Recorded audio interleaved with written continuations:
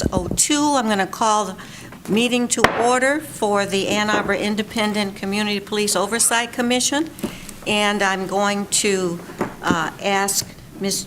Janess to call the roll. Thank you.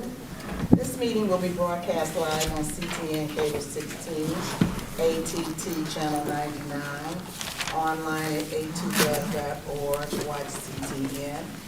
Public commentary can be made in person or by calling 877-853-5247 or 888-788-0099.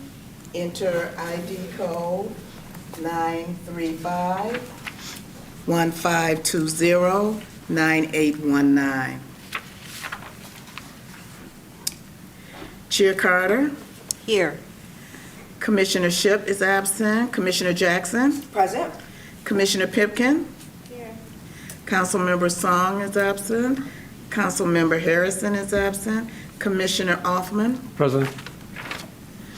Vice Chair Tadoro Hargraves. Present. Commissioner Billups. Present. Commissioner Milgram. Present. We have a quorum. Thank you. Before we move on with the agenda, as everybody knows, one of our former members tragically lost her life not long ago. And if anyone wishes to say anything about her, I invite that to happen at this time, and then I'd like for us to observe a moment of silence in memory of Jude Walton. Go ahead, Commissioner Hoffman. Thank you, Chairwoman. I just wrote a few words remembering Jude Walton. We mourn the loss of our former ECPAC colleague, Jude Walton. Her murder shocked us to the core. No one had ever expected this to happen, especially to Jude. We are deeply saddened and extremely disturbed by that. Jude was one of the founding members of our commission from its inception. She carried her responsibilities faithfully with vigor and focus. Her contributions to ICPAC will be long-lasting.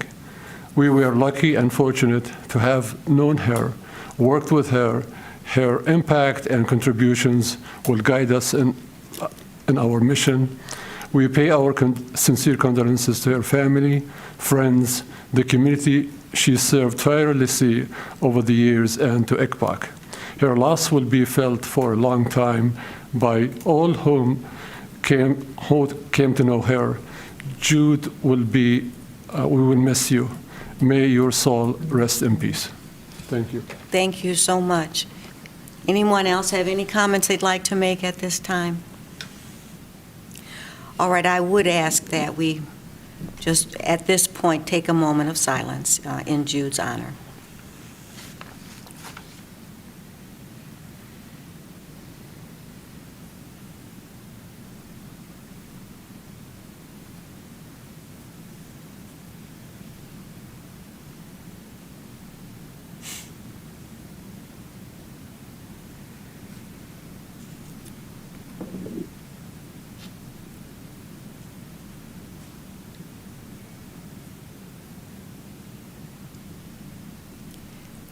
Thank you. And I would offer up a prayer for the safety, for all of our safety. So much going on, so much violence, and we don't know from one day to another. So let's be kind to each other. All right, approval of the agenda. Has everyone had a chance to take a look at the agenda? Can I have a motion for approval, please? So moved. Second? Second. Thank you. It's motions made by Commissioner Jackson and seconded by Commissioner Offman. All in favor? Aye. Any opposed? And so that is approved. If you'd had a chance to take a look at the minutes, which are attached, the draft of the minutes attached to our agenda.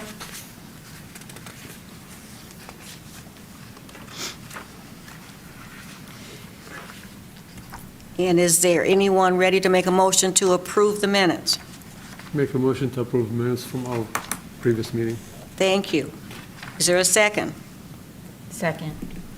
Thank you. Moved by Commissioner Hoffman and seconded by Vice Chair Tadora Hargraves. All in favor? Aye. Any opposed? Thank you. The minutes are approved. At this time, we have our public forum. Is there anyone present who would like to, or on the phone, who would like to speak to the commission at this time?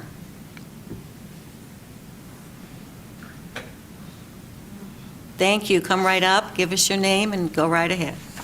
Hi. So I didn't want to make a report of this or anything. I don't like contact with the police, but yesterday I was in a crosswalk and Ann Arbor police officer drove through a red light. And then I kind of looked at the vehicle and I was like, what are you doing? You know, you're putting my life in danger. And then the police officer flicked me off. So, yeah, that's all I have to report. But, yeah. You can make a report, you can make a complaint. If you know the time and the proximate location, perhaps that officer can be identified. Yeah, and then what? You know, I think that just opens myself up to more harassment than anything else. So I just wanted to speak about it here instead.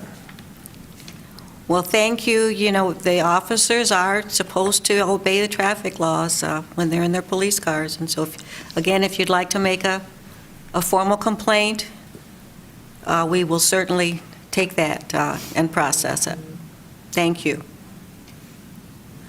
Anyone? No one's on the phone, Ms. Janess? I don't have anyone presently. Okay. All right. Thank you. We will move along. Next, reports from the chair. I've got a few things to share.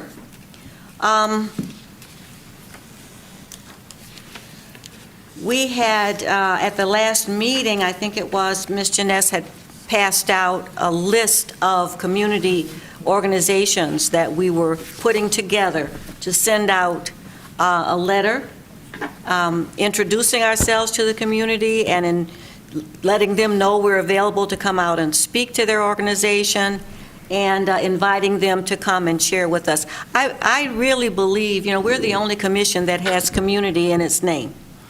And I think that we are supposed to be a part of the community and expect them to be able to communicate with us.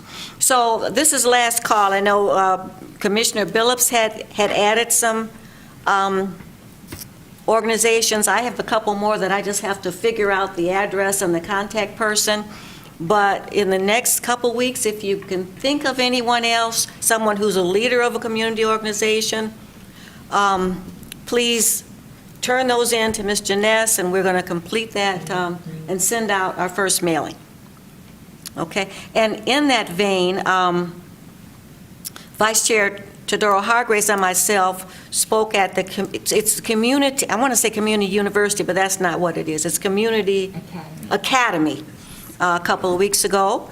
And I spoke to the Ann Arbor Dems a couple of weeks ago. So we are getting out there, and people are interested in what we're doing.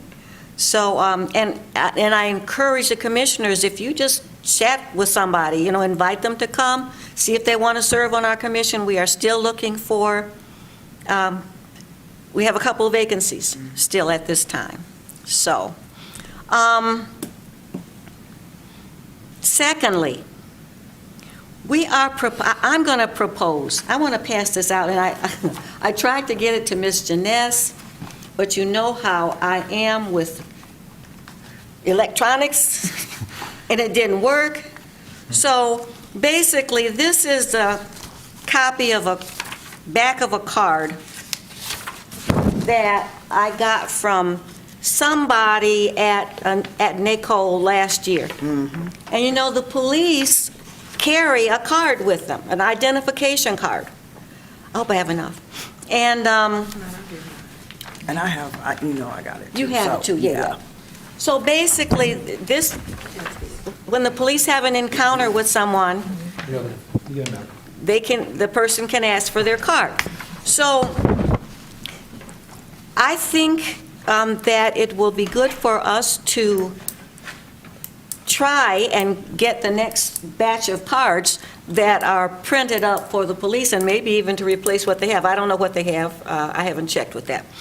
But at least have us on the back or somewhere. The card now is pretty full. Do you have one of your cards with? Yes, please. Thank you. And I don't know if there's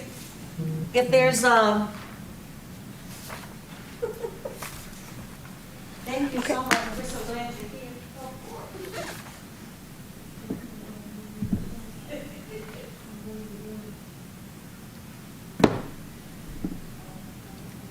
I should have given you more time to find it.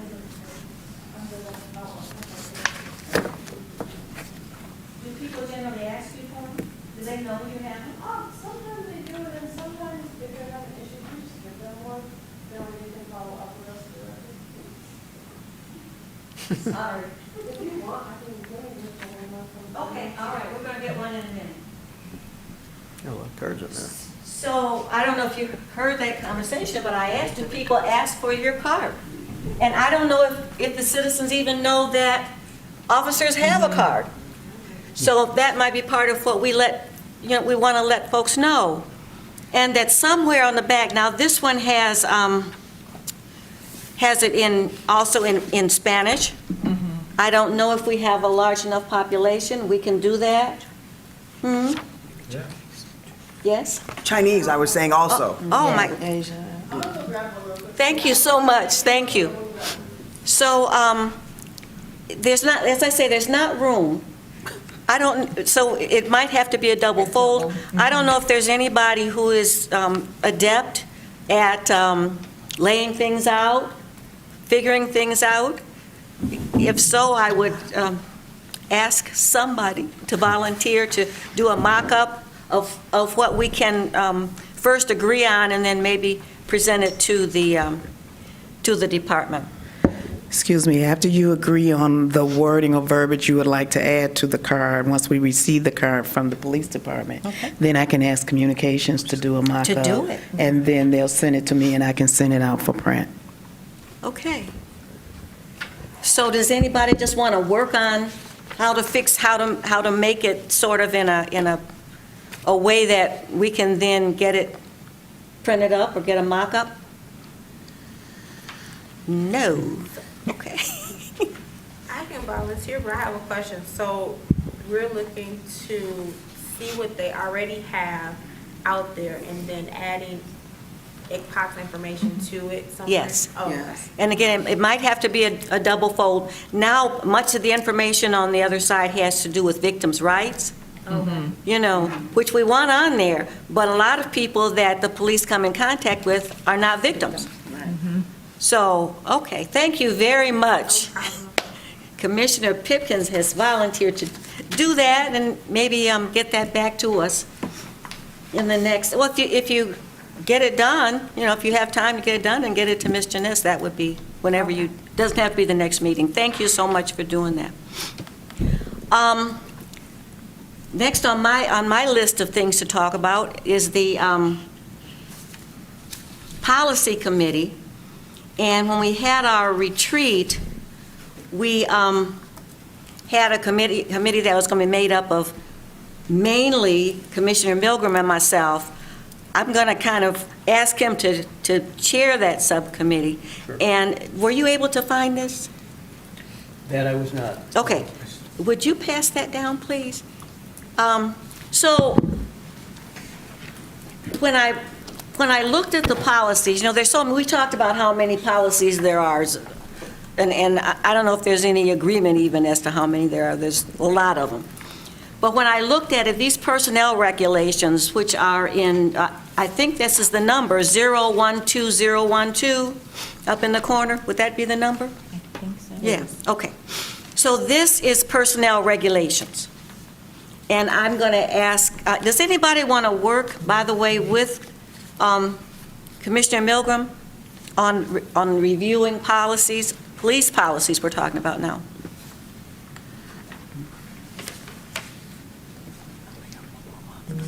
Well, that's okay. We can work you for a month. Anyway, this, if you get a chance, take a look at this. But I think that the personnel policies, I mean, frankly, what the uniforms look like, you know, and what their shiny shoes, whatever those other policies are, aren't, I would think, as important to us as the personnel policies. I don't know if anyone else has been following this. There's a city out in California, small city. For some reason, the FBI was involved in an investigation out there, and they found that the officers, in their text messages and in their emails, were using profanities, were using racial slurs, were talking about the members of their community that they police, calling them animals and monkeys and this kind of thing. And this was only found out in their social media. Now, I'm not on social media of any kind, and so I wouldn't be the one for it to come to my attention. But if it were to come to our attention that we had folks like this or who were promoting this type of language in our police department, I don't think we want them. We certainly want to be able to see that they're disciplined. Now, there are, I understand, First Amendment issues, but I believe that we can get around those. So I've asked Subcommittee Chair Milgram to look at these, and I put a highlight on 4 of those. And if you just sort of, if you think we need a legal opinion, we can turn it over to ask our city attorney for an opinion. Sure. But I think those come pretty close. It's whether or not the actions of an officer bring disrespect or disrepute on the department. Now, personally, we ought to have that for citywide, whether you're a policeman or not. But that's not our business. So I'm just going to ask the policy subcommittee to sort of look into that, see what you think. Yes. Thank you. Yeah, and I noticed, I mean, these are personnel regulations, this is page 6 of 15. I know we talked earlier today, and I could not find it on the police department website. I don't know if, I'm sure, I can find it, but I haven't yet, so I don't know. I would like to, read the first 5 pages as well, I guess, so, and just go through this, and then I'll see what I come up with. Oh, you don't have page 1 of 15? I'm sorry. I have The page ones, 6 I of put the 15. ones with the stickers on them on top. But you should have the whole thing, Okay. because it's only 2 pages with stickers on. Commissioner Milgram, I can send you the link for Okay, the that would be police great. policy and procedures. I see now that I do have them all, sorry, but I would love to have the link, just to see what else is up, or perhaps that Thank relates you. to this, or, yeah. And of course, anything else you see in there that you want to bring to our attention, Yeah. that's part of what we're supposed to be looking at, is the policies and procedures. Any other comments about the issue of police policies and procedure review? Okay.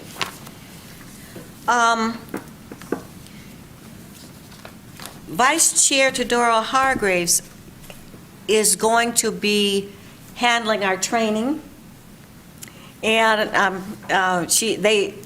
they've had at least one meeting. I think there's another meeting of the information managers. And I'm going to be staying on as information manager just in case I need to look at something. But I'm not going to be doing the reviews, and I'm going to let her talk about what that committee has come up with. I don't know if you want to do that at this point or wait till your report and give a full report at that time. Yeah, we can, because we have to vote on these things. Right. So we'll can wait. just wait, okay. And the new thing that came up, one of the things that was requested, apparently we already have access. There's an issue of whether we as commissioners can have a platform or whatever that we can share information on that's not public and not a general city platform, as I understand it. So apparently we already have it, so that's something else that we're going to be talking about. I encourage everybody, all of the commissioners to, if you're not on the subcommittee, and I have the subcommittee list that we have so far, nobody has signed up for the web page. I know. I know. Okay, still no volunteers on the webpage. Okay. And nobody has volunteered for the Budget and Finance Committee. And Ms. Janess sent me a budget. What did you send me? I sent you the quarterly report. Quarterly report, and just looking at some of those things, we're over budget, looks like, on a couple of things. We got to talk. Yeah. I guess I'll have to figure that out myself, because nobody has volunteered to be on that, so I'll figure that. Okay, I can help with that. okay, very good, very good. Can I ask a question? Absolutely. In reference to this website, what is it we're looking to do as far as, because we're on the City of Ann Arbor site, so trying to have our own website, or how, I guess I'm trying to figure out what it would look like or what's needed for that. But We Explain that. were looking at having our own separate site also, Okay. so that it was a little more involved and a little more user-friendly. The city site has specific parameters that things need to fit into because we're a commission. So we were looking at having a more robust site. We found some other oversight commissions that we were using as examples. I can volunteer with this. And you know- Oh, wonderful. And you know what? You could hire someone too. Yep. And then you might be able to get it done quickly and efficiently and. And I may know somebody. Can I make a suggestion? Not that you are not capable. no, I was just I was gonna saying, say, yeah. sometimes in a job like this, Like it's a a pretty student technical or job. somebody. You want to read code in a certain way, you might want to have links, you might want to pull things in. And so in that case, it might be worth it to pay someone, at least to set it up, and then somebody could maintain it. But you might want to hire a professional to set it up. Yeah, I would Just a think thought. that the best procedure would be to review all of the existing oversight websites, write out for us to figure out what is the best things that we see in the ones that are there, and then to figure out who we hired to design the website with the things that we need, based upon also the best things that we've seen out of existing websites. I don't think anybody's asking Commissioner Pipkin to actually do the coding or anything. right, okay. So, and I don't think any of us are capable of that. So what Commissioner Jackson said about hiring somebody, I think that should be something in the budget, and that could be pretty extensive, you know? So, I can Well, it- spearhead the project. Yes. Yes. Yes. I have already confessed to how little I know about computers. So I'm going to ask if Vice Chair Tadora Harvard, since you know what we need, can you sort of, I don't know if you have the resources to find somebody who can do it for us, come back and let us know how much it would cost and so forth and so on. How about that? Yeah, I can do that. Good, thank you. And then we'll, hopefully, Commissioner Pipkins will be willing to work on it after it's set up. Okay, excellent, excellent. One last thing that I have, and that is very sad news. probably happy news for her. Miss Janess is retiring. I know. And we're so sorry, but happy for you. Is it, you want to say anything at all? She's taking me with her. Yeah. I mean, like in a couple weeks, right? In a month. In a month. May 24th is my last day, and it has just been my honor and pleasure to work from the ground floor up and see how far ECPOC has grown. And I have enjoyed it. Thank you for the opportunity. How does one retire at such a young age? You're so kind. It's time. Okay. So are they're gonna post your position as far I as? think they have. Oh, okay, okay.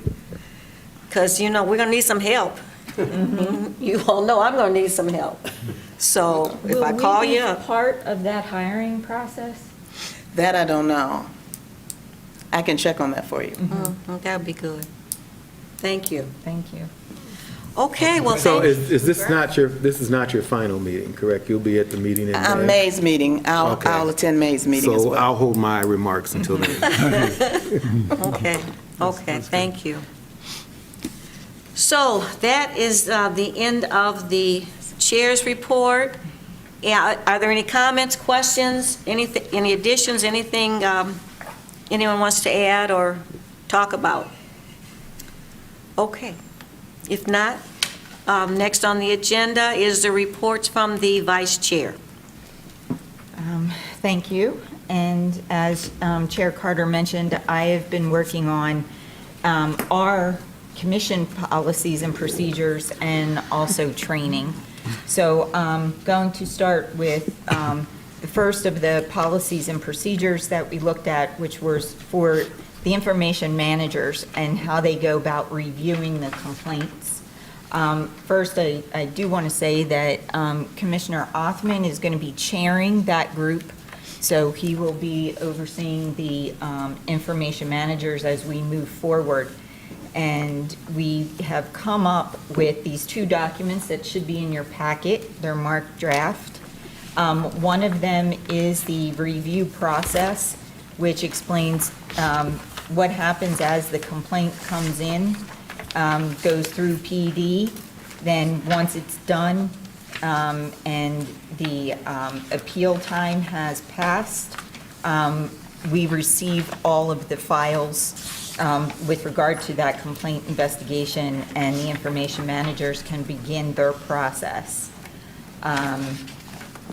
We will be, and one of the things we've talked about in the past, we are working with IT to get a spreadsheet in a position where we will be able to share up-to-date information, or the information managers will, on who's reviewed what document, what complaint, and where they are in the process. And so that'll help us streamline it a little bit better. Once they do review body camera footage and other documents, they can meet with the police department to discuss any questions or any need for additional information. Once the primary information manager, so the person doing the review, is complete with their findings, and it has been reviewed by the chair of the information managers, we have another document here that's also marked draft, which is our closing summary, our closed case summary, which will be our final document of what we find in the investigation, which can then also be shared with the complainant if we have the complainant's information. That'll be prepared by the primary information manager and then signed off on by the chair information manager. And then our case will be marked closed, and any of our final findings, as much as can be made public, will be made public, and will be shared to the city SharePoint system. So this is basically the process. It was reviewed and approved by the information managers, who at this time are Commissioner Pipkins, Commissioner Billups, Commissioner Othman, myself, and Chair Carter, who will be there to review anything that she may need to follow up on as chair. So I think what I'd like now is if we can discuss or make a motion to approve and then discuss, however we'd like to do it, if anybody has questions. But we would like the full commission to approve these documents and the procedure. Okay, I would think, why don't we make a motion to approve these drafts, and then the discussion can follow the motion? So, Make a motion to approve the drafts. okay. Is there a second? Second. Thank you. So the motion has been made. Is there any discussion? Just one more thing probably we might add is if we get access to the information in an Excel file, the IT can help us automatically generate the reports for each case. So that would be standardized, uniform across the board, and also for years to come, so we don't have to really reinvent the wheel. Yeah. And also with that, we can trace the progress in the reports, who's reviewing, where things stand. As a chair of the information manager, I will be reviewing all the cases. So I don't want to be the one that is really stopping things from moving forward. So when the managers are done, also I'll be done with those things and just sign on the reports. And reports will probably come to the commission as a whole to vote on and have that, if possible, as public available documents. Personally, I think that this is a great solution. Previously it was just sort of 3 or 4 people, everybody reviewing the same report. And it seems to me, and again, we're not reviewing it for legalese or anything, we're a community review board. And so if whoever looks at it, and then Commissioner Hoffman has the final check off, and then we're done. I think that's great. The thing that just came to me, though, we according to our ordinance, we're supposed to have a yearly report, annual report every year. And we, over the past years, I just take my hat off to our previous chair here, and we really had to get ourselves set. And Commissioner Jackson had her hands full. Yes, you did. And really got us on a path where we can now really get down to what we're supposed to be doing. So I think this is a great way to do it. However, we're supposed to, in our annual report, list the types of how many complaints by type. So that, and I don't even know if we figured out yet, what are the types of complaints that we get? Rudeness, excessive force? I mean, I think, is that something that, you all can do or are planning to do, get the list and somehow check it on this, and then when we get our computer thing going, then we can add it in so you can run a report at the end of the year. Does that make sense? We can do that. Yeah. I think this is one of the things that we'd like to have as parallel data that the police department is providing us in PDF. And if we have an Excel file, we can interrogate any type of complaint. And at the end, we can say that, 50% of the cases of, say, received for that year of 20 or 30 cases, 15 of those were because of the negative interaction between the police and the citizens, like rudeness or disrespect or like bias to, etc. So we can have that easy. Yeah. But currently, with the information that we have, Right.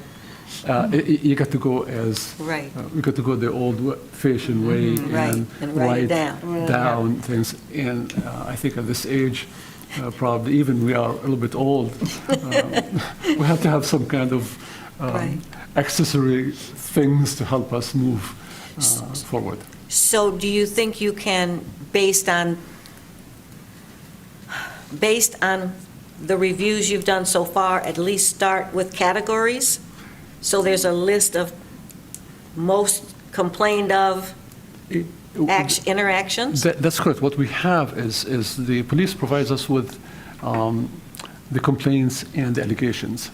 So Right, there are, and you can look at keywords, rudeness. And Right. you just look at that column Right. of all the cases and how many times that word was included. Yeah, Which okay. means that it's you can do it one by the incident. words. Or, exactly. So- Okay.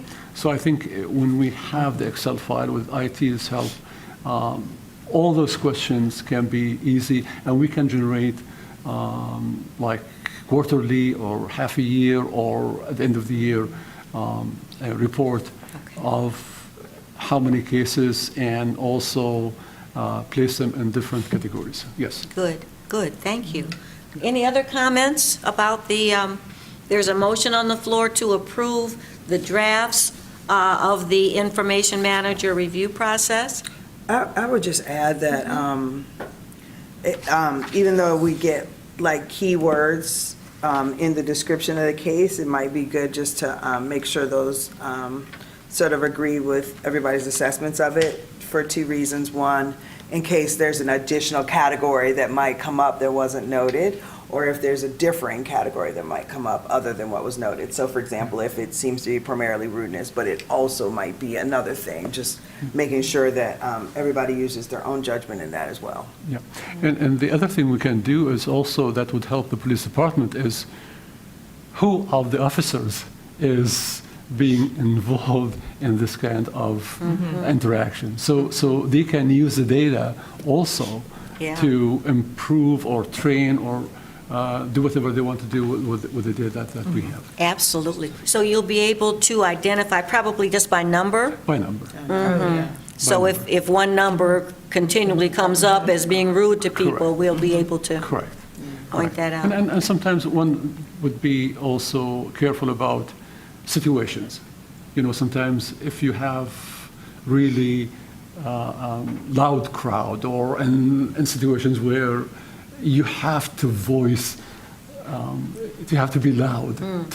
So that's not considered to be rudeness, but you want to have control over. But if you have one-to-one interaction, that's a little bit different. Okay, very good, very good. Any other comments, questions, concerns regarding the motion that's on the floor? If not, I'm going to call the question. All in favor of approving the information manager review process forms, please signify by saying aye. Aye. Any opposed? Okay, Great. Thank you. sure. And so next, the next policy and procedure that I will be working on and drafting has to do with something we talked about at our last meeting. We had mentioned that we would be asking the attorney's office for an opinion with regard to the community liaisons that are called out in our ordinance. So in our ordinance, there's a provision for community liaisons, which are individuals that can file a complaint against officers on behalf of someone. And we did have someone recently do this, but then during our meeting with them, they did not have information that was pertinent to the individual, and they asked us for the information. So we asked the attorney's office how that works with regard to our confidentiality that we are binded by as city commissioners. And basically her opinion, which she has sent to me, is that that the safest approach would be for ICPOC just to speak through its public reports and not to disclose any confidential information with regard to a specific individual to a third party. So I will be drafting that up into a policy so that it is something we can then share with a community liaison, so that they're aware if they do file a complaint on behalf of somebody, if there is, if we find out any personal information with regard to the individual, we are not at liberty to share that with them.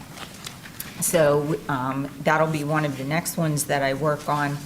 And also, I'd like to start moving forward with policies of how we interact or how folks can bring the complaints to us, to the commission. So we'll be moving forward on that one. With regard to training, as I said, we did have a really great training with the information managers. We took a 1-hour lunch training, basically, so that worked out really well for us. And we're going to try to set up regular ones and share various topics of, FOIA, what is FOIA things, what's confidential, what's FOIAble, what's not, and some other topics that surround community policing. We'll work with NACOL to see what types of videos and so on we can get. But I believe Denise has a doodle poll out asking for some dates in May, and we can see if we could find, even if it's a regular, like every third Saturday of the month or something, we do something. We can figure that out as time goes on. But I know the lunch Zoom worked out really well. So that is all I have in my update. Thank you. Yeah, and please, I think when the doodle poll went out, there were like two of us who responded, but we're really trying to get, because Commissioner Teodoro Hargroves is trying to set up regular training for us. It would be, I thought, maybe not, but if we had a day when most people, day and time when most people were available, then we, on a monthly basis could use that date and time. So if you can find it, if you can't find it, maybe give her a call and maybe Ms. Janess will send it out again. Okay? Thank you. Any comments, additions, questions with regard to the Vice Chair report? If there is, I should add this, if there is any specific training that anybody would like us to focus on, please feel free to let me know, and we can get that started. Good. Thank you.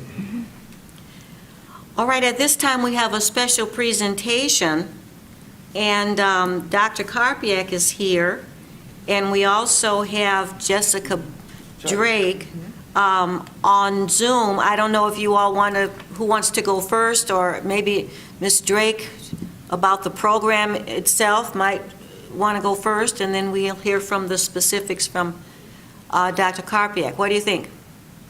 Sounds good. I actually, Dr. Karpiak and I talked before this meeting, and I'll kind of MC us through this. He has some thoughts to share, and as you ask questions after, we'll decide between us who might be best to answer that. Sound okay? Okay. So thank you so much for having us here. It's nice to be with you. I'm sorry I couldn't be in person. I'm actually in Baltimore, Maryland, and work remotely. So thank goodness for technology that I was able to be brought in this way to present to the group. I know there's been a lot of conversation with the ICPOC members over the last couple of months about a grant that you received from the Community Policing Innovations Initiative, a program that is in partnership with the Hudson Weber Foundation and the Southeast Michigan Community Foundation. I thought it might be nice to just take a minute at the start of our time together to explain the grant and a little bit of how we got to where ICPOC was a recipient of it. The grant was formalized, began its creation after the death of George Floyd in 2020.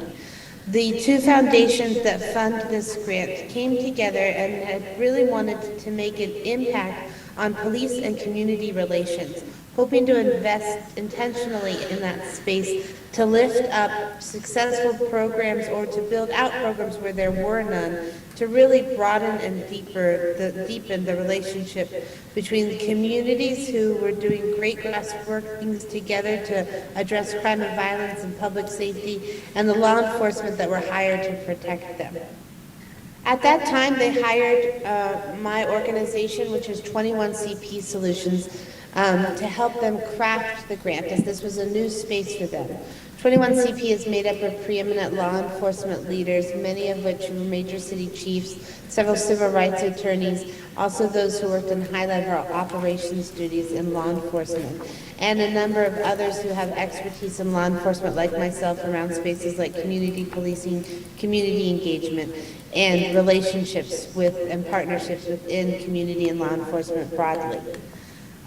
We helped them craft a grant, and what we decided was that so often grants that are available for law enforcement go directly to law enforcement to help them buy equipment, tools, and training to serve the community, but so often do not go directly to the community or the community and law enforcement together where they are in partnership. And so we designed a grant that would allow grassroots organizations who came to the application space with a municipality partner or a law enforcement partner tethered to their grant application, a letter of agreement, a letter of partnership, to apply for money to receive training and technical assistance. We knew that there were some great grassroots organizations out there that had some strong opinions in some very big areas that were important to growth and reimagining public safety. And we wanted to give them some training and technical assistance to lift up their idea, to formalize it and make it strong, and then we would follow up after a period of time with some implementation dollars to get that project started. As I mentioned, though, the caveat was they had to have some form of partnership with either municipal leadership or law enforcement leadership in place at the time of application. We asked all applicants to apply in certain subject areas. Those were use of force, officer accountability, disparate enforcement and treatment, reimagining public safety, and truth and reconciliation. So we were looking for projects that really focused on these areas. We considered the last 2 years of the project a pilot phase. We started out with applications, of putting out our RFP to the normal channels inside of the foundation's networks, seeking out partners who were interested in funding in this space, who wanted to receive training and technical assistance from an expert like Dr. Karpiak and his organization SMART are, and have support. We got a number of applications, and we started out with 8 sites. Shortly after we began the first initial pass at our pilot sites, we opened up the application to a second round. That is when we got an application from ICPOC based on an interest that had begun from a dialogue, I think post the death of George Floyd, around data collection in Ann Arbor. The application that we received addressed a number of questions around Ann Arbor's Independent Community Police Oversight Commission and what the work was that you all did. The idea was that based on some new dialogues that were coming out in the reimagining public safety, some concerns that were coming from the community, and a project that was already underway looking at how Ann Arbor PD collected data that could then reflect the story of their interactions back to the community, that we might be able to provide you a training and technical assistance provider that could help make you understand the data that was collected better, and how in the data collection process it could be more transparent about what officers' interactions with the community were truly like. The goal of I think that there was 3 things. It said helping to become more transparent in decision-making. So when you saw the data, what did that teach you all about what you were learning about the PD that could help you inform your decisions, advice, and counsel?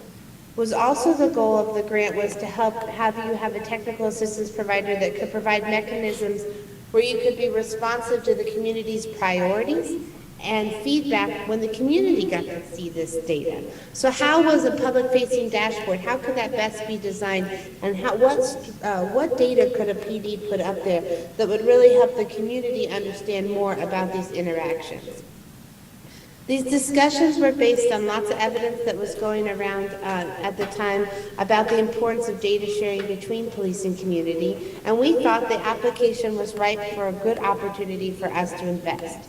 And so we accepted the grant from ICPOC with the idea that SMART, who was already working with AAPD through some data analysis, would take what they were learning and build out tools for you all to better understand data as it was being collected, the data that you would be shared, and then potentially give you more about the nuances of how stops and interactions occurred, so that you could then understand how you might want to help AAPD be informed from a citizen's perspective on what a stop might look like and what you want to learn from those stops.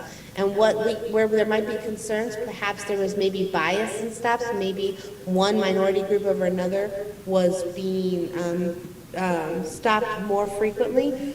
Once you saw the data, once SMART helped you understand how to assess the data, you might be able to then address if there was any concerns, how you would recommend to the police department or talk amongst your community members about ways that could be remedied.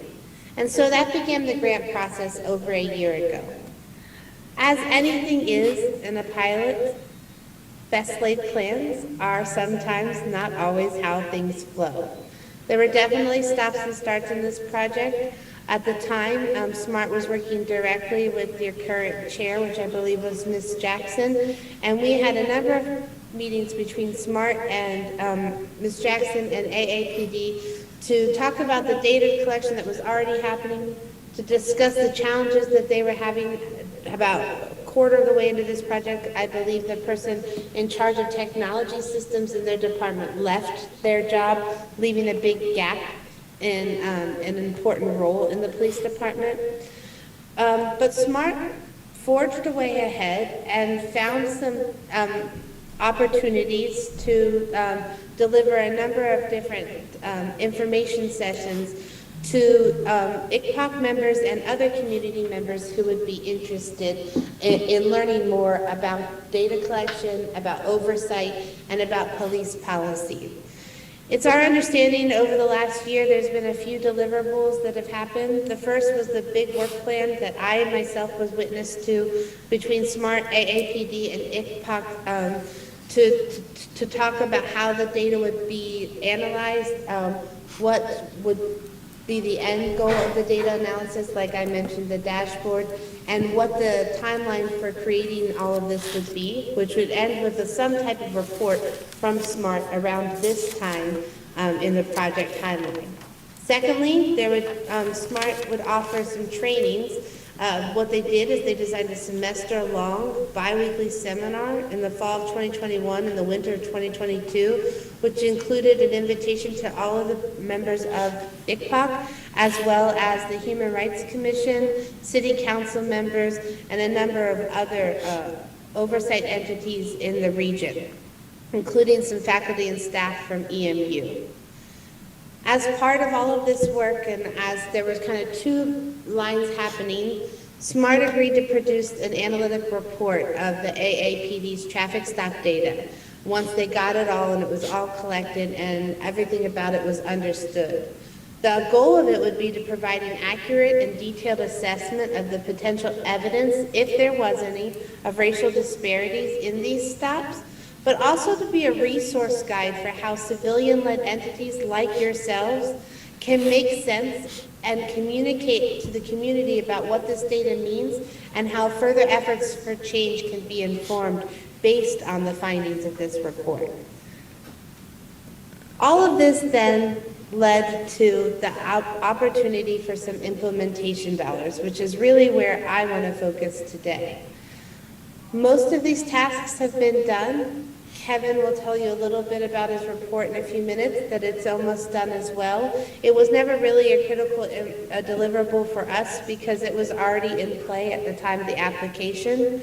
For us, we just wanted to make sure that you were understanding some of the tools that your unique body has out there once this data comes before you and how you can use it as a growth opportunity. And so we have $8,000 in implementation money that we still have available for ICPOC that we'd love to give to you as you decide to use it, based on the report findings and the work that's been done in your organization over the last couple of years, to spend on something that you may need. Maybe that's a retreat for your group to really spend a whole day working together on strategy planning and some of the things I heard in the sessions before I spoke.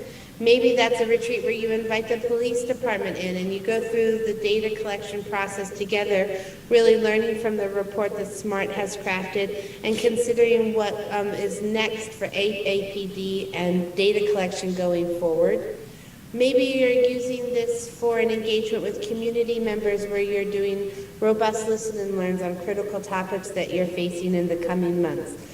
The implementation dollars are for you to spend in a way that lifts up further your organization's efforts to be a voice for the community in Ann Arbor and to partner with the police. And so I just wanted to come before you to catch you up on what this is, where we've been and where we're headed to, and to tell you a little bit more about these implementation dollars, because we're excited to allow you to engage in this next step and to figure out what might be a useful tool for those dollars going forward. So I'll pause for a second. One, because I'm sure there's lots of questions, but two, I spoke a little bit about Kevin's work, which was more his wheelhouse than mine as a manager of this project. I oversee many sites, so I want to make sure I got all the nuances corrected, and if Kevin wants to correct the record at all. Okay, thank you very much. Dr. Karpiak? I think she's got it. I mean, I can say a couple more words. You're going to, come up to the mic. Sure. Yeah.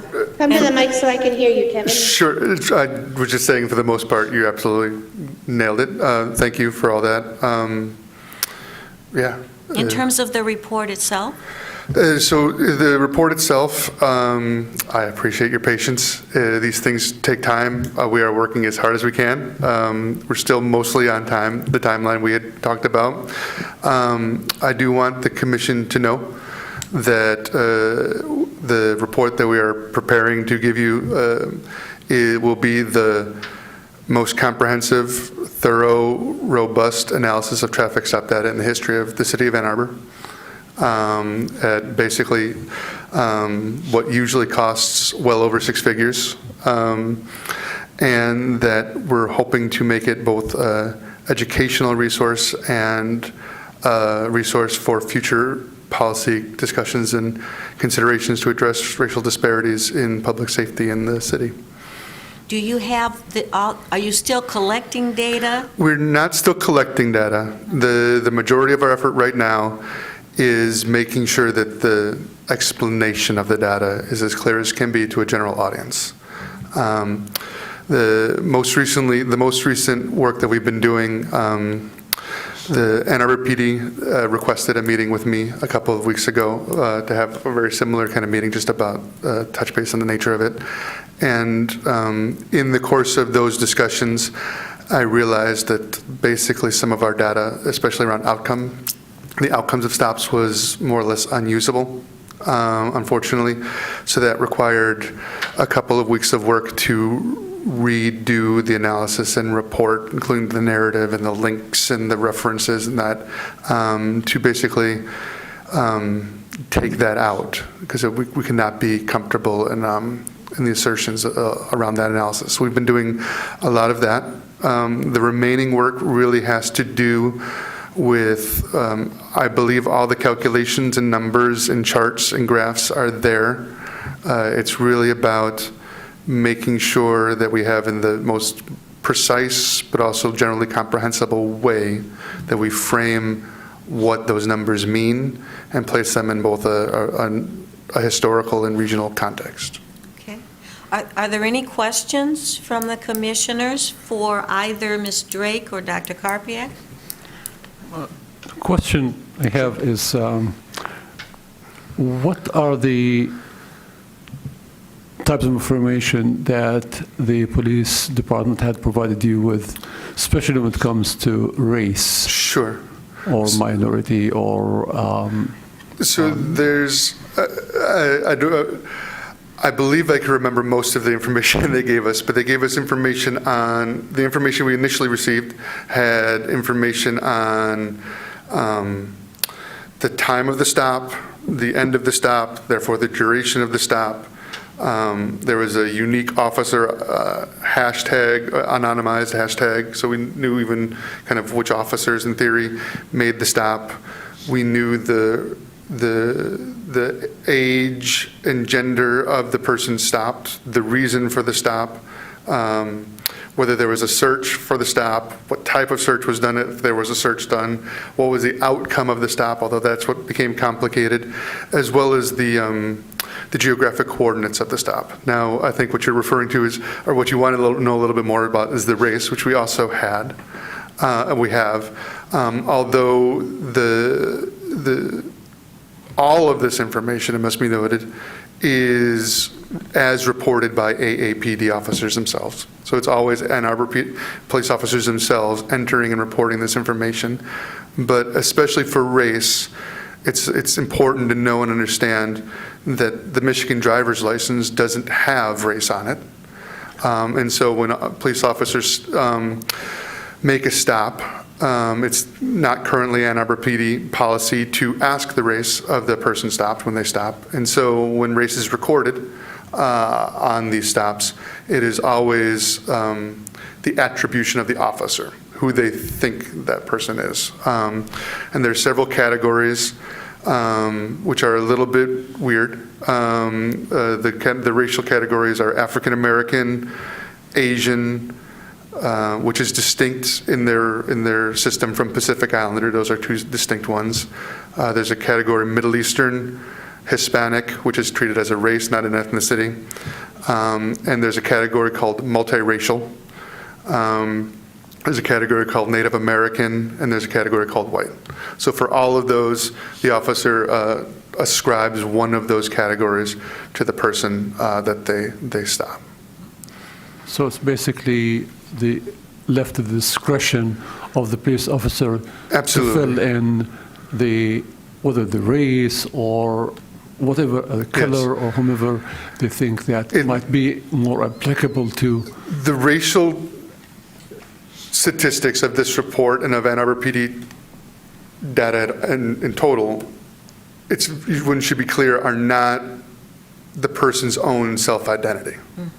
They're not how the person themselves identify, they're how the officer identifies them at the time of the stop.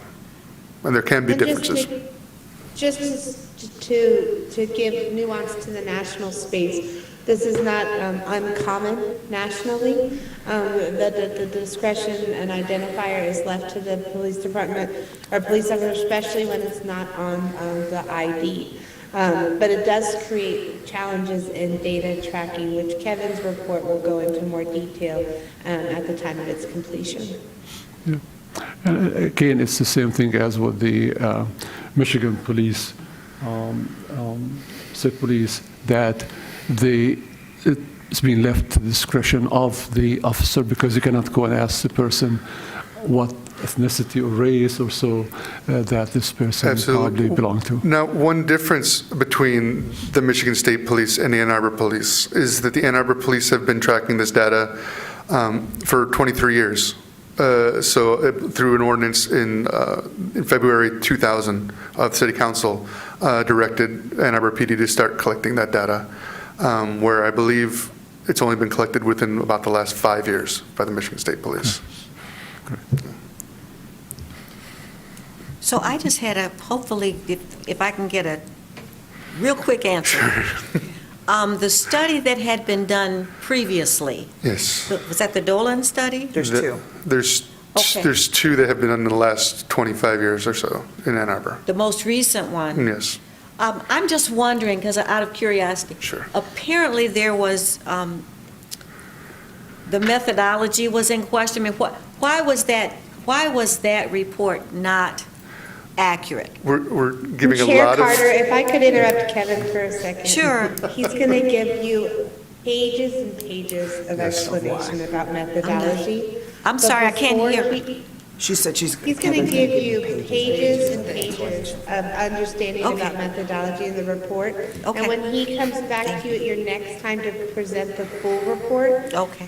He'll spend some really intentional time doing that here. Okay. For him to We got the answer time. it quickly now risks him slandering or criticizing someone else's work that wouldn't necessarily be appropriate at this time, All because right. it's actually rather complex. So if you're comfortable waiting to better understand that at that time, I personally would be more comfortable for SMART to hold that to their fuller presentation, because I think it involves some time spent really explaining that piece. All right, that makes sense. Thank you very much.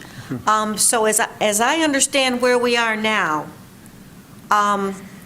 we will be getting the full report with explanations and whatever when it's completed to your satisfaction. That's what we want. We don't want the incomplete. And the implementation funds are available whenever we decide. I know when Vice Chair Tadora Hargraves was chair, her idea was this retreat, which is, as you say, sounds like a very good idea, ever how we want to structure that. But those funds are available, will be available to us after we get the completed report. Is that where we are now? It's not subject to the completion of the report. The funds are available to you as we speak. The only caveat to the funds being distributed is two things. You need to name what you want to do, and I just need to see a very rough outline of a budget of what that costs. Sure. And I need to approve that. And then Sure. we need to set up partnership with the fiduciary entity of your organization, which I imagine is the city of Ann Arbor, to help me release those funds to you. Sure, I don't see that as a problem. I just want to make sure that what you're telling us is that we can wait on the report. I don't know if anybody else wants to chime in on that. Well, I'm just curious, Kevin, thanks for being here. No problem. About what is your expected timeline? Every time I say a day, it doesn't happen. So I really want to be done with it. I really see the finish line. I am really hoping to have it done before I get too deep into Little League Baseball, which starts Saturday. Which is June? Well, it actually starts Saturday. Oh. So I don't want to be doing them at the same time. So I'm hoping to really get this done as soon as I can, but I don't want to promise you a date because I've Don't disappointed promise a before. date. You don't need to promise a date, Yeah. but you're talking about another month or two, not. Yeah, yes. Another month or two seems like a generous window. Yeah. Chair, can I ask just a quick question? I just wonder, is any of this data segmented so that, I know we've segmented it on race, possibly from the perspective of the officers, but is there any understanding of different populations, like the homeless population, young people, students, any kind of information like that, that segments the data to be able to say this many interactions or these kind of interactions were with students or homeless people or any of those kind of populations? So as far as I know, the Ann Arbor PD do not record a person's housing status for a traffic stop. One of the accomplishments already of this partnership has been that until we started this process with the Ann Arbor PD, it was impossible actually for them to report the age of the person stopped along with it. So that is now possible to do. Unfortunately, it will not be part of this analysis. It can be part of future analyses. One of the innovative elements of how we're going to analyze our data that's never been done in the region, as far as I know, is that we're going to cross-tabulate by race and gender. So then instead of just looking at kind of racial categories as a whole, we're going to look at differential effects, for example, for African-American men versus African-American women, Asian men versus Asian women, which are, I could say that are going to have important results there. Thank you. Okay, well, thank you. So again, we will wait on the completed report, and I would think that we don't want to deal with the implementation dollars until we have something that we can talk about. Does that make sense for the rest of the commissioners? I mean, Yes. I think it might be good to consider what you're going to do with the implementation dollars and perhaps do more than one thing with it. And one of the things that I would think should be high within our priorities would be engaging with the public around the report. So in addition to having an insular retreat, I think that communication outward should be high on the list of things to do with the implementation dollars.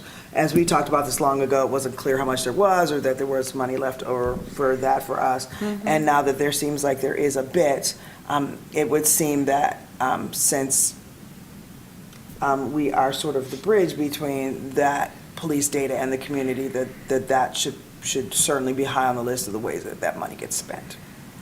I would Just think, my 2 cents. well, I would think that makes sense, and I don't know about anybody else. I think we can do two things, at least, with those funds. I think you'll find the money goes fairly far. And so I encourage you to think about all avenues. I don't sequester you to one pathway. Okay, very good. Any other questions, comments, or anything? If not, thank you very much. Thank you, Ms. Drake. Thank you, Dr. Carpiak. Thank you. Carpiak, we'll wait to hear from you. I appreciate your patience. Thank you. Thank you all. Thank you. Thank you. Okay. We are down to old business, and some of the things that I talked about in the chair report are under old business. Again, the community outreach list, please do not forget to think about that. Now, disability data, we didn't, you brought it up, and we sort of talked about it, but then we just sort of dropped it. Where should we go with that, Commissioner Jackson?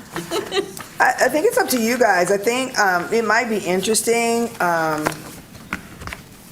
to do some work with the not do some work, but to have a conversation. Maybe that's a joint conversation or inviting someone from the Disability Commission over, because there's lots of disability advocates in the state of Michigan, and some of whom I work with in other sort of law enforcement groups, and they really think a lot about the ways in which people with disabilities, hidden and visible, get stopped, and how different municipalities document the numbers of people. And obviously, you know, municipalities have obligations to provide translators, for example, if they pull someone over who doesn't speak a language. What are the obligations regarding people who sign, for example? We certainly know about, we have known about the training for the police department for people on the autism spectrum, but what do we know, for example, about what training they go through with people who have speech impediments? For example, some people have breathing disorders that makes their speech very difficult. So I think there are some interesting questions about thinking about how we might be, look at interactions between police and the disabled community here, and I think our Disabilities Commission would be a great place to start and to have interaction with them around that. And I mean, I spoke with someone who works on that in Detroit, and she'd be happy to Zoom in or happy to attend a meeting to talk about that as well, with her work with Detroit and Dearborn. But, I mean, we have a commission here that thinks about that kind of stuff all the time, so that might be an obvious place to start. Yeah. When we were at the Community Academy, the chair of the Disabilities Commission mentioned that they have a flyer that they've worked with the PD on, that the PD hands out when they have interactions with folks. And so I think that's a good place for us to start.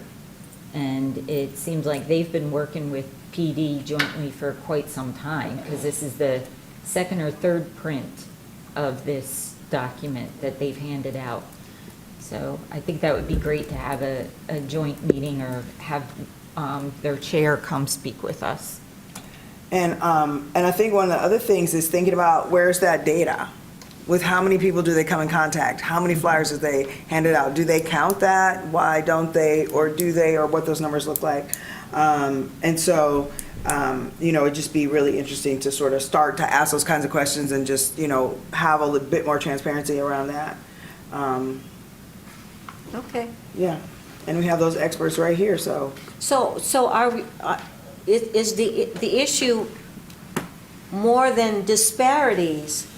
It's just how to deal with those interactions? So first, I always think, I think it's good to put the cart behind the horse, and so I think it would be good to know about numbers of interactions, types of interactions, what kinds of things the police collect data on, and then ask them for that data. I think if there are things that they don't collect that might be important to the public, City Council should ask them to collect that data, just as they did ask to collect gender data. In 2009, I think? They just started collecting gender data for traffic stops, so that's not very old.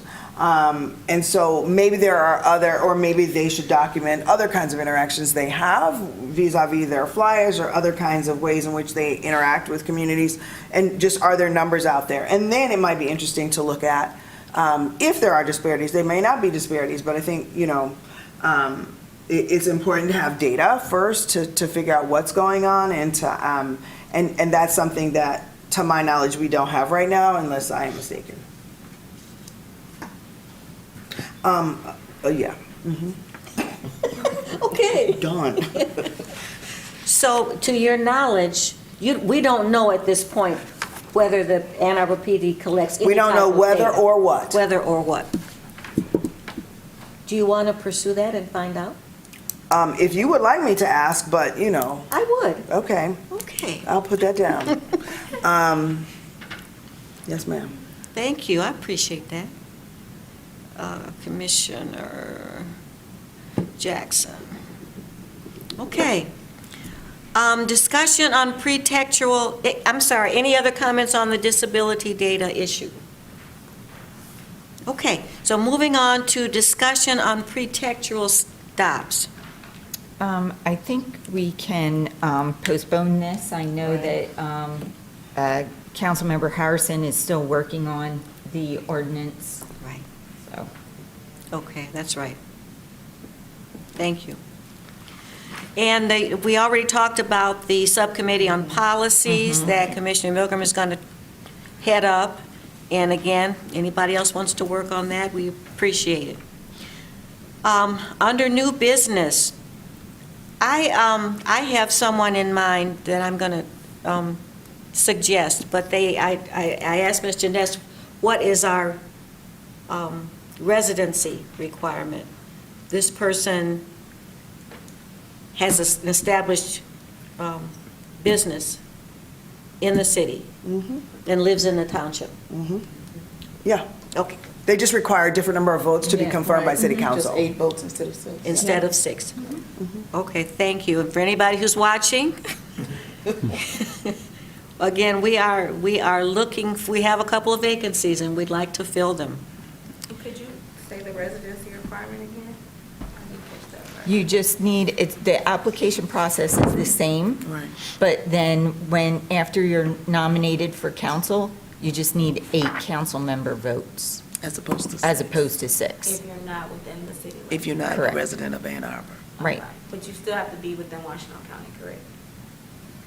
I think it can be anywhere, but You have to have a vested interest, so Yeah. live, work, Yeah. visit is generally, I think, the Yeah. thought. Yeah. Okay. Are there any reports from any other, I think I've called on all the committees, but any other reports from any other committees, subcommittees? We don't have our council liaisons today. Any communications anyone would like to share? I have one. Yeah. So I was at Michigan Commission on Law Enforcement Standards meeting, and it was held in Dearborn. And I know that Dearborn's transparency dashboard was one of the ones that Ann Arbor Police Department was modeling theirs after. And I got a question from 2 law enforcement agents, folks whom I will not name publicly, but one of the things they noted is that when they looked at our dashboard, they noticed that there were only, I'm just looking at it now, 1,341 citations and violations for, hang on, I'll change to 2022 because that's like a full year. Hold on a second. So that there were only 1,939 citations written in 2022. Right, now that number might seem very small to you. It seems very small to me. It seemed very small to these law enforcement officers, especially given that the data sets that Dr. Karpiak and I were privy to had about 15,000 stops on them. Also, a retired Ann Arbor Police Department person who worked in traffic for a while said that he thought he was responsible for at least 400 of these, and so 1,900 seems small. So the question that there are two questions that come up from that. Number one is, from where do these numbers arise on the dashboard? Where do they come from? Because I know in Dearborn, they come directly, they are pulled from the Clemenstat database. Dearborn does not do anything to them, they don't massage them. Chief Shaheen was very clear, they just are able to pull them in and they show up.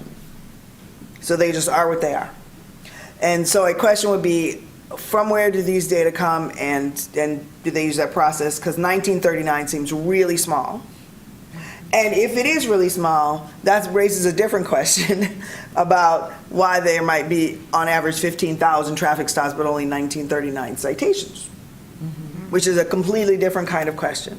But I did want to raise that. I know our dashboard is new. I know they could be working out kinks. Lots of people have, soft launches before they go live. I don't know if we didn't get a chance to do that, but the numbers just seemed quite off to people other than me, who cornered me in the room at the end of the MCOS meeting to ask what was up with Ann Arbor's dashboard. So I thought I would bring it to you. Is anybody working? This is, I just find this so common now that we get these questions, because we were just in a meeting with a group about a complaint where they said they wanted that it was okay to pull the person over, but they didn't want the person to get a citation.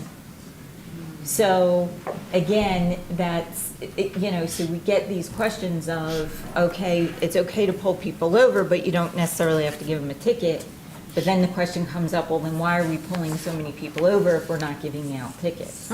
So I think there's a lot that needs to be, looked at and Questions considered. about our dashboard. Was that for 2022? That was for the entire year? 1939 citations, 2237 violations. I'm not sure how those numbers are different. Also, Dearborn has a really handy dandy YouTube video that says how to use our dashboard. That would help. It's short, it's sweet, it's inexpensive. Just a thought. Not that, Dearborn can't do any wrong, but I'm just saying they have that. And I can email you guys the link, but it's very useful. And it just says, here's how to use our dashboard. Click this, click that. Here's what you're looking at when you see it. Yeah, if you send that, I think we would all appreciate that link. Yeah, and I'm sure we can, now that they have a YouTube channel, I'm sure PD can put it together. Yeah. I think these are legitimate questions, but also the dashboard just went out just recently, and I think we need to give them some type of grace period so they can address some of these concerns, and maybe the numbers will be reflective of the actual stops and citations, or maybe they are going to increase that. I think it's just, we don't want to rush into conclusions on how many citations are being recorded on the dashboard. I think it's just, it's probably work in progress. I'm not defending them, but I think we'll just give them some time, and hopefully with these questions, maybe they can improve whether the numbers or the dashboard.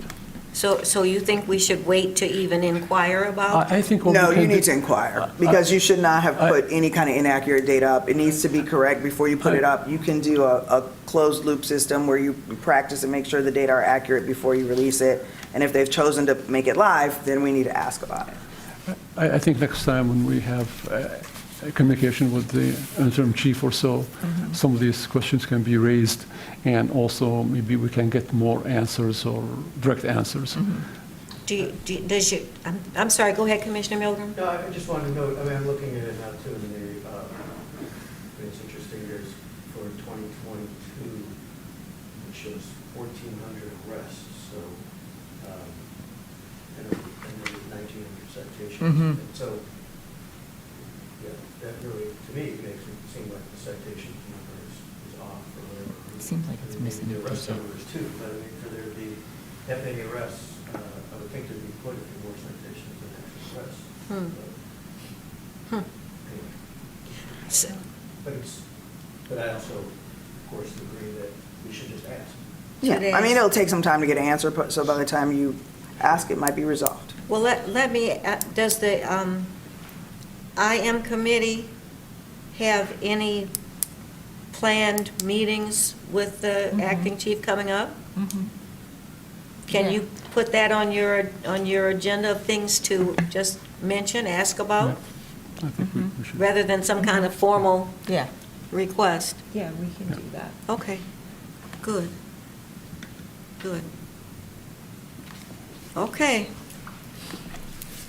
Anything else? And I do encourage commissioners, if you have any kind of interactions, any conversations and things about, you're involved with any other groups and you're talking to them about what we do, come back and tell us about it, so we all know what's going on with everybody. Just also to report that we had also a meeting with the union of the police, just, I think the 21st of March.